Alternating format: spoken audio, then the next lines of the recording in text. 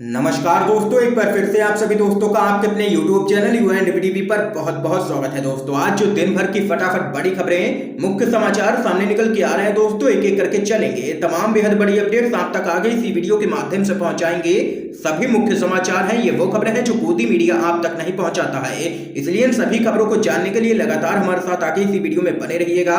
तो वहीं दोस्तों, खबरों की तरफ चलने से पहले आप लोगों से एक छोटा सा निवेदन है कि अगर आप लोग भी कोरोना के मोर्चे पर केंद्र की मोदी सरकार को पूरी तरीके से विफल मानते हैं तो इस वीडियो को लाइक कीजिए, अपना समर्थन दर्ज करवाइए और चैनल को फ्री में सब्सक्राइब करके बेल के आइकन को जरूर दबाइए दोस्तों।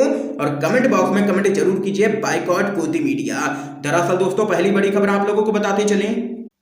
अंध भक्तों के लिए खुशखबरी, विदेशों में भी बज रहा है मोदी का डंका। विदेशी अखबार ने लिखा, अहंकार, अंध राष्ट्रवाद और अयोग्य नौकरशाही ने भारत को तबाही में झोंका।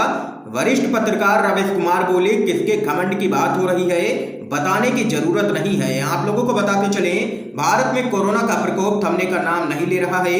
देश में लगभग हर रोज कोरोना वायरस के मामले एक नया रिकॉर्ड बना रहे हैं। हालात इतने खराब हैं कि अस्पतालों में आईसीयू बेड नहीं मिल रहे हैं लोगों को। कई जगहों पर दवा, ऑक्सीजन और रेमडेसिविर की भी भारी कमी है, जिसके चलते लगातार देश भर में मरीज दम तोड़ रहे हैं। हालात इतने खराब है कि अब अंतर्राष्ट्रीय मीडिया ने भी भारत की स्थिति पर गौर करना शुरू कर दिया है। ऑस्ट्रेलियाई अखबार द ऑस्ट्रेलिया ने एक रिपोर्ट छापी है जिसमें दावा किया गया है कि मोदी ने देश को लॉकडाउन से बाहर निकालकर सर्वनाश की ओर धकेल दिया। आप लोगों को बताते चलें, द ऑस्ट्रेलिया ने इस खबर को शेयर करते हुए लिखा, घमंड, अंध राष्ट्रवाद और नौकरशाही की अयोग्यता ने भारत को तबाही में धकेल दिया है। देख सकते हैं कि लगातार विदेशों में भी मोदी सरकार की किरकिरी हो रही है। विदेशी अखबार भी कई सवाल खड़े कर रहे हैं, मीडिया सवाल खड़े कर रहा है विदेशी, लेकिन देश की गोदी मीडिया अब भी खामोशी ही है और यहाँ पर चाटुकारिता करने में लगी हुई है इस देश की गोदी मीडिया। तो वहीं दोस्तों, एक और बड़ी खबर आप लोगों को बताते चलें।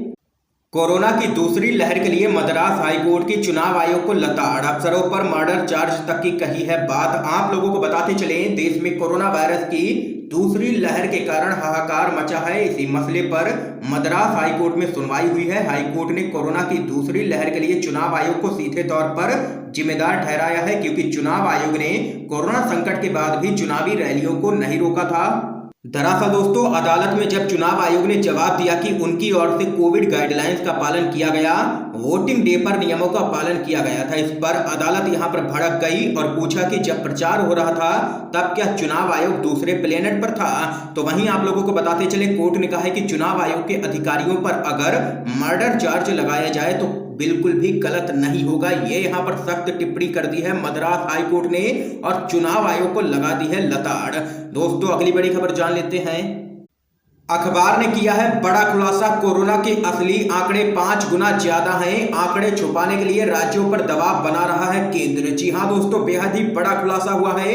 भारत में हर दिन कोरोना संक्रमण से मरने वालों के आंकड़े तेजी से बढ़ रहे हैं। कोरोना संक्रमण से हो रही मौतों के पीछे भारत की स्वास्थ्य व्यवस्था सबसे बड़ा कारण है, जिसके चलते दुनिया भर में मोदी सरकार की काफी किरकिरी भी हो रही है। जहां कोरोना संक्रमण की पहली लहर के बाद दुनिया भर के देश लोगों की जान बचाने के लिए बेहतर स्वास्थ्य व्यवस्था करने की कोशिश कर रहे थे, तो वहीं मोदी सरकार अपना पूरा ध्यान देश में होने वाले चुनावों पर दे रही थी। अब खबर सामने निकल के आई है कि भारत में कोरोना संक्रमण से होने वाली मौतों की वास्तविक संख्या 5 गुना ज्यादा है, लेकिन इन आंकड़ों को छिपाने के लिए मोदी सरकार देश की राज्य सरकारों पर लगातार दबाव बना रही है। गौरतलब है कि भारत में कोरोना संक्रमण की दूसरी लहर में अस्पतालों में लोग इलाज के इंतजार में ही दम तोड़ रहे हैं। दुनिया के लगभग आधे से ज्यादा कोरोना संक्रमण के मामले भारत में ही देखने को मिल रहे हैं। तो वहीं इस मामले में शायर इमरान प्रतापगढ़ी ने भी भाजपा सरकार पर जोरदार हमला किया है। उन्होंने कहा है कि आंकड़ों से 5 गुना ज्यादा मौतें हैं। सरकार ने सब सिस्टम बिठा रखा है कि आप मरोगे तो गिनती में भी नहीं आओगे। ये यहाँ पर देख सकते हैं कि मोदी सरकार कैसा खेल खेल रही है। आंकड़े छिपाने के लिए राज्यों पर दबाव बना रही है लगातार केंद्र सरकार। यही है इस सरकार का असली चेहरा और अखबार ने कर दिया है बड़ा खुलासा रिपोर्ट के माध्यम से। अगली बड़ी खबर की तरफ चलते हैं दोस्तों। वित्त मंत्री निर्मला सीतारमण के पति ने उड़ाई है मोदी सरकार की धज्जियां। कहा मोदी जिम्मेदारी से बच रहे हैं। आप लोगों को बताते चलें, वित्त मंत्री निर्मला सीतारमण के पति ने एक बार फिर से मोदी सरकार को निशाने पर लिया है। उन्होंने कहा है कि मोदी सरकार ने समय रहते हुए और पहले से चेतावनी मिलने के बावजूद कोरोना से लड़ने की जरूरी तैयारी नहीं की और सिर्फ हेडलाइन मैनेजमेंट में ही लगी रही है सरकार। उन्होंने चेतावनी दी है कि समय रहते कुछ नहीं किया गया तो जल्द ही लोगों का मोदी के प्रति मोहभंग होगा, उनकी लोकप्रियता पूरी तरीके से गिर जाएगी। ये यहाँ पर जबरदस्त तरीके से निर्मला सीतारमण के पति ने ले लिया है मोदी सरकार को और उड़ाई है इस सरकार की धज्जियां। अगली बड़ी खबर आप लोगों को बताते चलें, कोरोना पर प्रधानमंत्री मोदी की हुई आलोचना तो अंधभक्त अनुपम खेर बोले वैसे घबराइए मत, आएगा तो मोदी ही। आप लोगों को बताते चले, भारत में कोरोना वायरस की दूसरी लहर पूरी तरीके से बेकाबू हो गई है। कोरोना वायरस के बढ़ते मामलों के बीच केंद्र सरकार और भारत के प्रधानमंत्री मोदी की जबरदस्त तरीके से आलोचना हो रही है। आम जनता से लेकर के बॉलीवुड के कई सेलिब्रिटी पीएम मोदी की आलोचना कर रहे हैं। तो वहीं देश के वरिष्ठ पत्रकार शेखर गुप्ता के ट्वीट का जवाब देते हुए अनुपम खेर ने लिखा है कि वैसे घबराइए मत, आएगा तो मोदी ही। दरअसल दोस्तों, पत्रकार शेखर गुप्ता ने केंद्र की नरेंद्र मोदी सरकार की कोरोना काल में सही तरीके से काम ना करने को लेकर के आलोचना की थी, जिसके जवाब में अनुपम खेर ने कहा है कि घबराइए मत, आएगा तो मोदी ही। जिसके बाद यहाँ पर अनुपम खेर हो गए हैं जबरदस्त तरीके से ट्रोल। आप लोगों को बताते चलें, दरअसल दोस्तों, शेखर गुप्ता ने ट्वीट कर लिखा था कि 60 के दशक के एक बच्चे के रूप में मैंने हर संकट, 3 युद्धों, भोजन की कमी, आपदाओं को देखा। यह हमारे विभाजन के बाद का सबसे बड़ा संकट था, लेकिन भारत की सरकार को इस तरह से गैर जिम्मेदारा और यहाँ पर एक्शन ना करते हुए कभी भी नहीं देखा है। ना ही फोन कॉल करने के लिए कोई कंट्रोल रूम है, ना ही किसी की जवाबदेही है। क्या ऐसे ही सरकार काम करती है? यही शासन करने का रास्ता है। शेखर गुप्ता के इस ट्वीट पर यहाँ पर अंधभक्त अनुपम खेर ने ट्वीट किया, जिसके बाद लोग यहाँ पर उनको ले रहे हैं निशाने पर, क्योंकि कोरोना ने देश भर में तांडव मचा रखा है। लेकिन ये लोग अब भी अंधभक्ति करने में ही लगे हुए हैं, सीधे तौर पर तलवे चाटने में लगे हैं ऐसे लोग। ये यहाँ पर लोगों का कहना है, सोशल मीडिया पर हो चुके हैं अनुपम खेर ट्रोल। अगली बड़ी खबर जान लेते हैं दोस्तों, सांप्रदायिक सौहार्द की मिसाल बने मुस्लिम छात्र, घर तक पहुंचा रहे हैं ऑक्सीजन सिलेंडर। जी हां दोस्तों, आप लोगों को बताते चलें, देश में जिस समय हर तरफ ऑक्सीजन के लिए हाहाकार मचा हुआ है, तो वहीं कुछ छात्र कोरोना के इस काल में मसीहा बनकर के सामने निकल के आए हैं। मुस्लिम समाज के ये छात्र रोजे के दौरान होम आइसोलेट मरीजों के घर पर ऑक्सीजन पहुंचाने का काम कर रहे हैं। उनकी खिदमत का अंदाजा इसी बात से लगाया जा सकता है, जिस वक्त तड़के रमजान में सहरी का समय होता है, उस वक्त भी ये छात्र लोगों की मदद करते हुए दिखते हैं। दरअसल दोस्तों, आप लोगों को बताते चलें, देश का मुस्लिम समुदाय लगातार आगे बढ़ करके आ रहा है और लोगों की देश भर में अलग अलग जगहों पर मदद कर रहा है। और यहाँ पर देख सकते हैं, ये ताजा मामला सामने निकल के आया है। मुस्लिम छात्र लोगों के घरों तक ऑक्सीजन सिलेंडर पहुंचाने का कर रहे हैं काम। अगली बड़ी खबर आप लोगों को बताते चलें, राहुल गांधी का मोदी सरकार पर जोरदार हमला। कहा भारत को भाजपा के सिस्टम का शिकार नहीं बनने दिया जाएगा। आप लोगों को दोस्तों बताते चले, कांग्रेस के पूर्व अध्यक्ष राहुल गांधी ने देश में कोरोना वायरस संक्रमण के खिलाफ मुफ्त टीकाकरण की पैरवी करते हुए कहा है कि भारत को भाजपा के सिस्टम का शिकार नहीं बनाया जाए। उन्होंने ट्वीट किया, चर्चा अब बहुत हो चुकी है, देशवासियों को वैक्सीन मुफ्त में ही मिलनी चाहिए, बात खत्म, मत बनाओ भारत को भाजपा सिस्टम का शिकार। दरअसल दोस्तों, राहुल गांधी और कांग्रेस पार्टी पिछले कई दिनों से यह मांग कर रही है कि देश के सभी नागरिकों को मुफ्त में टीका उपलब्ध करवाया जाए। अगली बड़ी खबर दोस्तों, आप लोगों को बताते चलें, हालात बताते हैं कि अब आप झोला लेकर के नहीं निकल पाएंगे। पूर्ण प्रसून वाजपेयी ने पीएम मोदी को मारा है ताना। जी हां दोस्तों, आप लोगों को बताते चले, कोरोना ने देश भर में तांडव मचा रखा है। देश भर में कोरोना से हालत खराब है। सोशल मीडिया पर बिगड़ते हालातों को लेकर के चर्चा हो रही है और चिंता व्यक्त की जा रही है। तो वहीं पीएम मोदी के इस्तीफे की भी मांग हो रही है। सोशल मीडिया पर पीएम मोदी और केंद्र सरकार पर निशाना साधे जा रहे हैं। इस बीच पत्रकार पूर्ण प्रसून वाजपेयी का भी एक पोस्ट सामने निकल के आया है, जिसमें वह प्रधानमंत्री मोदी को ताना मारते दिख रहे हैं। अपने पोस्ट में कटाक्ष करते हुए पूर्ण प्रसून वाजपेयी लिखते हैं कि हालात बताते हैं अब आप झोला लेकर के नहीं निकल पाएंगे। तो वहीं पत्रकार वाजपेयी के इस पोस्ट को देख करके लोगों ने तरह तरह के यहाँ पर कमेंट करना शुरू कर दिया है। एक यूजर ने कहा है कि जाने देंगे तब तो, एक एक सांस का हिसाब लेंगे, एक एक मौत का हिसाब लेंगे, ये यहाँ पर कहना है एक यूजर का। तो वहीं एक अन्य यूजर ने यहाँ पर कहा है कि सब कोई यहाँ पर ये सब कुछ भूल जाएगा, इलेक्शन आने दो, सब एक बार फिर से रामलला और पाकिस्तान में लग जाएंगे। ये लोग नफरत फैलाने का काम करते हैं, इनको देश से भगाना ही है, इनको सत्ता से हटाना है। ये यहाँ पर कई यूजर्स अपनी प्रतिक्रियाएं दे रहे हैं और लगातार प्रधानमंत्री मोदी को निशाने पर ले रहे हैं। अगली बड़ी खबर जान लेते हैं दोस्तों।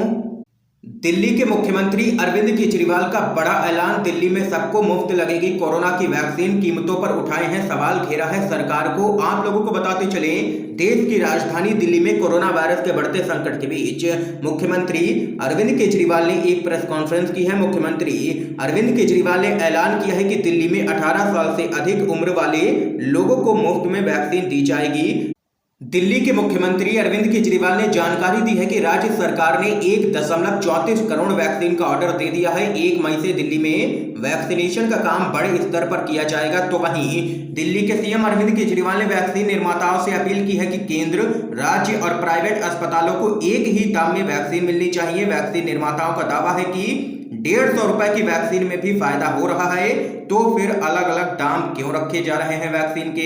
दिल्ली के सीएम ने अपील की है कि पूरी जिंदगी प्रॉफिट कमाने के लिए पड़ी है, ऐसे में राज्य सरकारों को भी कम दाम पर वैक्सीन मिलनी चाहिए, केंद्र सरकार को इसमें दखल देना चाहिए। इसी पूरे मामले को लेकर के लगातार विपक्ष कई सवाल खड़े कर रहा है, क्योंकि केंद्र सरकार को 150 में वैक्सीन दी जा रही है, राज्य सरकारों को 400 और प्राइवेट अस्पतालों को 600 रुपए में, जिसके चलते मोदी सरकार लगातार घिरी हुई है। एक और बड़ी खबर जान लेते हैं दोस्तों। कोरोना से दिल्ली में त्राहिमाम, अस्पताल भीख मांगने और उधार लेने की स्थिति में है, गंगाराम हॉस्पिटल का बड़ा बयान। जी हां दोस्तों, वैश्विक महामारी कोरोना वायरस के संक्रमण से देश की राजधानी दिल्ली में फिलहाल त्राहिमाम की नौबत है। अस्पतालों में बेड से लेकर के मेडिकल ऑक्सीजन की किल्लत के बीच रेमडेसिविर जैसी दवाओं की कालाबाजारी का आलम छाया हुआ है। अधिक केस लोड के कारण अस्पताल और हेल्थ सिस्टम बेबस नजर आ रहे हैं पूरी तरीके से। ऐसा इसलिए क्योंकि कई अस्पतालों ने मरीज लेना ही बंद कर दिया है, जबकि कुछ मौजूदा मरीजों को डिस्चार्ज करने पर जोर दे रहे हैं। इस बीच ऑक्सीजन की कमी को लेकर के दिल्ली के सर गंगाराम अस्पताल के बयान में कहा गया है कि अस्पताल भीख मांगने और उधार लेने की स्थिति में है। यह बहुत ही संकट की स्थिति है। अस्पताल ने 2 सिलेंडरों की व्यवस्था की है जो जल्द ही खत्म होने जा रहे हैं, लेकिन सरकार यहां पर बिल्कुल भी ध्यान नहीं दे रही है। यहां पर मेडिकल ऑक्सीजन उपलब्ध नहीं करवा रही है, बहुत देर कर रही है सरकार। ये यहां पर बड़ा बयान सामने निकल के आया है गंगाराम हॉस्पिटल का। अगली बड़ी खबर जान लेते हैं दोस्तों। योगी के संपत्ति जब्त करने वाले बयान पर अखिलेश यादव का पलटवार, बोले जनता का मुंह बंद करने की कोशिश ना करें। आप लोगों को बताते चले, उत्तर प्रदेश में अस्पतालों में ऑक्सीजन की कमी के लगातार मामले सामने निकल के आ रहे हैं। इस मामले को लेकर के विपक्ष योगी सरकार पर हमलावर है। इसी कड़ी में समाजवादी पार्टी के अध्यक्ष अखिलेश यादव ने योगी सरकार पर जोरदार हमला बोला है। उन्होंने कहा है कि यूपी के जिम्मेदार पद पर बैठे लोग गैर जिम्मेदार बयानबाजी ना करें और लोगों की संपत्ति जब्त करने की धमकी से जनता का मुंह बंद करने की कोशिश ना करें ये लोग। अखिलेश यादव ने कहा है कि अफवाह भाजपा सरकार ही फैला रही है कि ऑक्सीजन की कमी नहीं है, सड़कों की तस्वीर झूठ नहीं बोलती। मान्यवर कृपया अपनी बंद आंखें खोलें।